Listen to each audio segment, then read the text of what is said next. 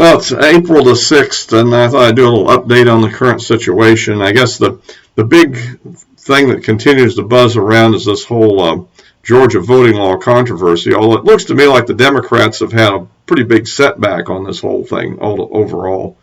I mean, the MLB is being highly criticized, as well as all these Coca-Cola and all these companies, although I don't know if any of these things will fundamentally damage any of them.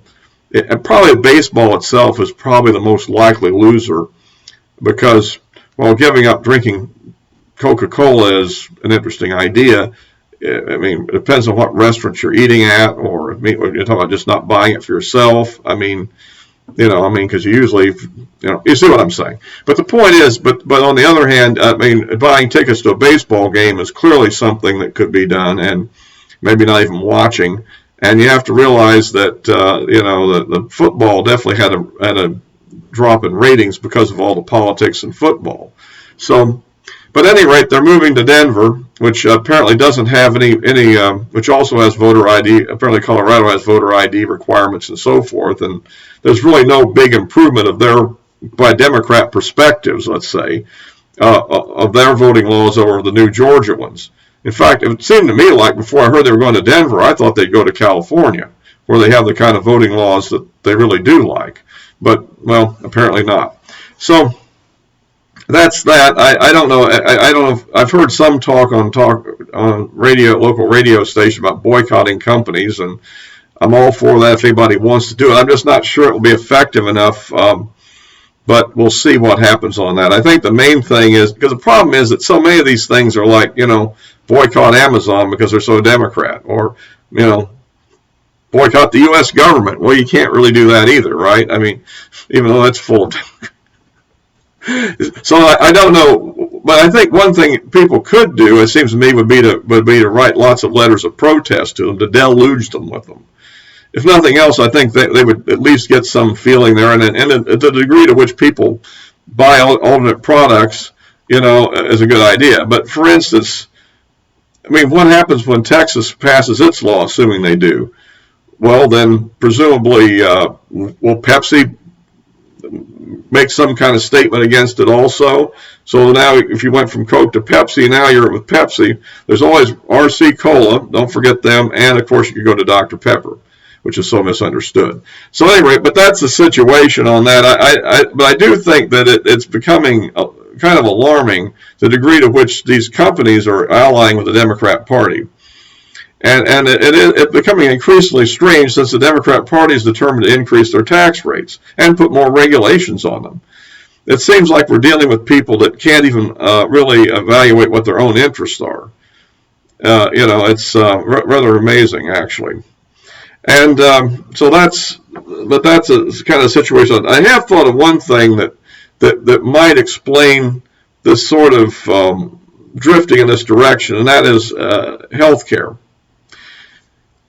The one thing that Democrat liberal policies could do for big corporations is to create socialized medicine, in which case the companies could then drop their very expensive health care plans, right?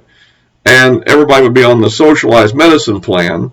And the thing is, of course, there'd be increased corporate taxes, but would they be as high as funding all the health care themselves? When you would consider that, on the other hand, there'd be a lot of taxes put on ordinary folks as well. And so you'd shift the financial burden to some degree from them to just the public at large. And that could be the evil plot that's brewing out there. I mean, there's something that's sort of drawing these companies in the Democrat direction. And it has to be some kind of sinister thing. It's not good for the people, that's for sure. Because what you'll be left with is second-class health care compared to what we have now, at least if you're on one of the company plans. Maybe something close to what people would have on Medicaid. I think it would even damage Medicare, actually, for seniors, because essentially you'd have reduced access. And remember, as more illegal immigrants you bring into the country that have to be given health care, it's going to dilute the available resources. And so things to watch out for in the future. And so that's kind of what could be brewing behind the scenes on that one.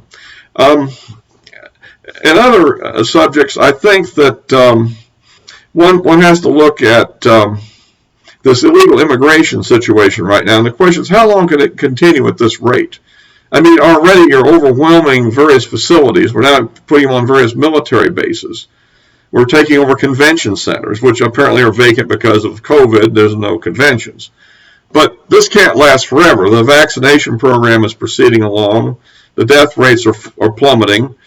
The actual case rates are kind of plateaued in the mid 60 to 70,000 range for the most part, on average, on a 7-day average, and that's going to continue for a while, I think, because the bulk of the population is still not vaccinated, but most of the high-risk people are increasingly becoming vaccinated, at least with one of the 2 shots or the Johnson & Johnson, which is going to reduce the fatality rate significantly. So I think that is kind of what would lead down the road to to this current situation where eventually people are going to want their convention centers back and so forth. And there's an endless supply of people in the third world that would like to come to the United States. Let's face it. I mean, let's say you got a world population above 7 billion going on 8, right? And if you look at the United States, Canada, Europe, Japan, the sort of first world countries, and there are parts of the other countries that are elite too, but let's say there's something like 2 billion people that are relatively satisfied with their economic place in the world, in the sense that they see the opportunity or livelihood in the country they live in. At least they're not thinking of leaving their country, or wouldn't even be thinking about it. Well, that leaves you over 5 billion people that would like to go someplace better, in principle. Now, very few of them will really have the ambition to really do it, but enough of them will do it that we would literally be overwhelmed. I mean, we literally could bring in 100, 200, 300, 400 million people easily, out of the world. I mean, they're coming from all over the world, not just Mexico or those 3 countries in Central America. You're starting to see people going to Mexico in order to infiltrate across the border now. And so ultimately, this can't be sustained. Okay, I think the general thought that the Democrats have is to sustain enough of it that once these people become citizens, or their kids become citizens, or whatever, they can pretty much take control of the country.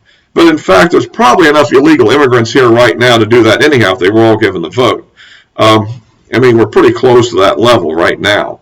So that's so I don't know how long this process will continue, but it's going to be an ongoing crisis, I think, and it's going to eventually affect the popularity of the Biden administration. And at latest poll I've seen, he's down from a high of 52 to 47 in the Rasmussen.